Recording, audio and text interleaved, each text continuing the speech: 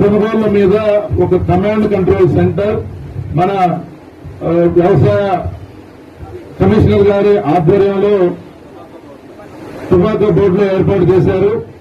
దీనికి వ్యవసాయ శాఖ నుంచి అధికారులను కూడా నియామకం చేయడం జరిగింది. ఎప్పటికప్పుడు కంపెనీలు, ట్రేడర్స్, తర్వాత ప్రాసెసింగ్ ఫ్యాక్టరీస్, రైతులు వీళ్ళందరితో కంటిన్యూస్ టచ్ లో ఉండి మానిటర్ సెల్ మొట్టమొదటిసారిగా ఇంతవరకు ఏ పంట మీద కూడా ఏర్పాటు చేయలేదు.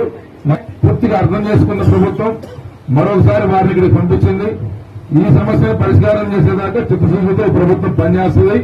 రైతులు ఎవరు ఆందోళన చెందాల్సిన పని లేదు, అదిరేపడాల్సిన పని లేదు. మనకు తెలుసు మనం వేసే వాణిజ్య పంటల్లో రిస్క్ ఉంటుందని. రిస్క్ తీసుకునే శక్తి ఉంది కాబట్టి ఆ పంట వేసుకోగలిగాం. మన శక్తికి మించి వెళ్ళినప్పుడు ఒక్కోసారి దాన్ని మొయ్యలేక మానసికంగా కుంగిపోయి రకరకాలుగా రైతులు ఇబ్బంది పడతా ఉన్నారు. మీరు అలా ఎలాంటి ఆందోళన చెందాల్సిన పని లేదు. ఈ సమస్య పట్ల ప్రభుత్వం ఖచ్చితంగా చిత్తశుద్ధితో ఈ సమస్యను పరిష్కారం చేయాలనే తలంపుతో ఉంది. ఈ రోజు దురదృష్టం వీరనపాలెం గ్రామంలో ఒక రైతు మరణం జరిగింది. అట్లా ఎవరు కూడా కుటుంబాలని ఇబ్బంది పెట్టి ఏ రకమైన నిర్ణయాలు తీసుకోవాల్సిన పని లేదు. మీకు అండగా ఈ ప్రభుత్వం ఖచ్చితంగా ఉంటుందని చెప్పి మాట్లాడతాం. గౌరవ ముఖ్యమంత్రి గారు ఖచ్చితమైన ఆదేశాలు మాకున్నాయి. బర్లీ టొబాకో రైతుల్ని ఆదుకోవడం అనేది జరుగుతుంది. మీరు ఇవాళ ఇచ్చిన సలహాలన్నీ కూడా దృష్టిలో పెట్టుకున్నాం. ఎమ్మెల్యే గారితో కూర్చుంటాం. నేను ఇంతకు చెప్పినట్టుగా లాస్ట్ ఆప్షన్ మన దగ్గర ఎప్పుడూ ఉంది. కాబట్టి ఒకవేళ పరిస్థితులు వస్తే అది కూడా చేస్తాం.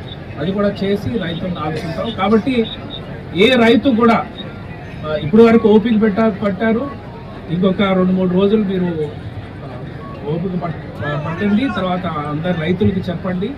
ఎవరు కూడా ఇవాళ జరిగిన మరి అలాంటిది ఏ రైతు కూడా ఆ ఎక్స్ట్రీమ్ స్టెప్ తీసుకోకూడదని మరి ఒకసారి మీ అందరికీ రిక్వెస్ట్ చేస్తూ మీ ఆవేదనని గుర్తించాం ఇవాళ ఇక్కడికి రావడం వల్ల.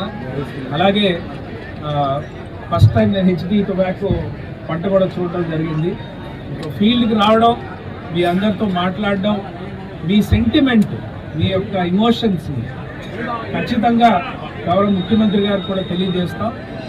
మీ ఎమ్మెల్యే గారితో కలిసి ఈ సమస్యను పరిష్కారం ఖచ్చితంగా చేస్తాం. రైతుల్ని 100%